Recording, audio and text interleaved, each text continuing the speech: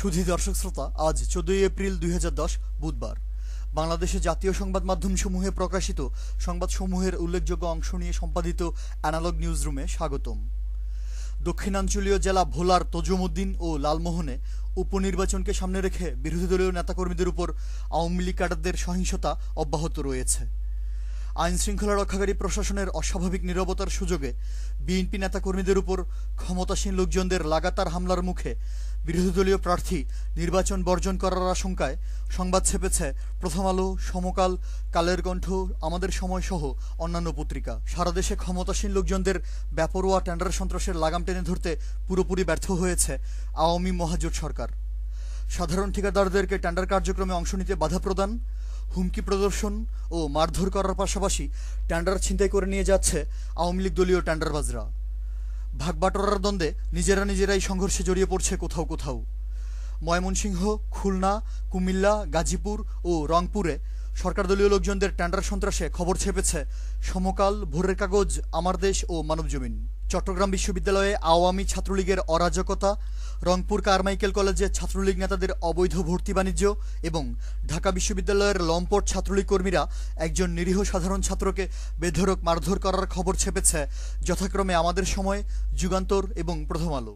হবিগঞ্জের মাধবপুরে সংখ্যালঘু হিন্দু সম্প্রদায়ের লোকজনদের উপর অত্যাচার, নির্যাতন ও ভূমিদস্যুতা এবং ফেনীর সোনাগাজী ও বগুড়া সদরে বীর মুক্তিযোদ্ধাদের বাড়িঘরে সন্ত্রাসী হামলায় সংবাদ ছেপেছে আমার দেশ ও সমকাল। চাঁদপুরের কচুয়া এবং ব্রাহ্মণবাড়িয়ার নাসিরনগরে বিভিন্ন পত্রিকার সাংবাদিকদের উপর সন্ত্রাসী হামলা ও মিথ্যা মামলা দিয়ে হয়রানি করার খবর এবং মানিকগঞ্জে স্বেচ্ছাসেবক লীগের জেলা সাংগঠনিক সম্পাদক ছিনতাই করার সময় হাতে নাতে আটক হওয়ার সংবাদ ছেপেছে মানবজমিন, আমার দেশ ও নয়া দিগন্ত।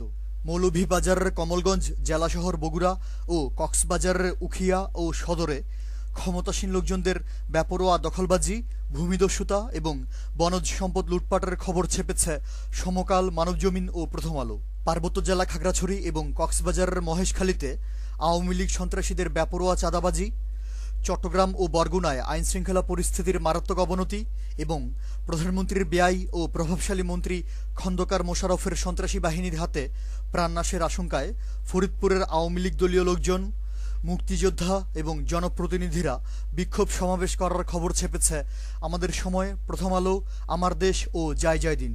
পাবলিক সার্ভিস কমিশনকে পাশ কাটিয়ে নতুন চিকিৎসক নিয়োগ প্রক্রিয়ায় ব্যাপক অনিয়ম, দলীয়করণ ও স্বাধীনতা চিকিৎসক পরিষদের বেপরোয়া নিয়োগ বাণিজ্যে একটি প্রতিবেদন করেছে দৈনিক আমাদের সময়।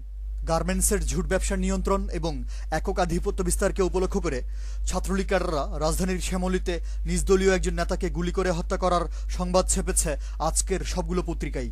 আমাদের সময়, প্রথম আলো, শীর্ষ নিউজ এবং bdnews24.com-এ আপডেট হয়েছে ঢাকা বিশ্ববিদ্যালয়ের জসীমউদ্দিন হল শাখা ছাত্রলীগ সভাপতি আয়োজিত বর্ষবরণের অনুষ্ঠানে 15 জন ছাত্রী লাঞ্ছিত হওয়ার খবর এবং সাতক্ষীরার কালীগঞ্জ ও জামালপুরের দেওয়ানগঞ্জে ক্ষমতাসীন লোকজনদের হামলায় বৈশাখী উৎসব পণ্ড হয়ে যাওয়ার সংবাদ। বিস্তারিত জানতে চোখ রাখুন পরবর্তী নিউজে।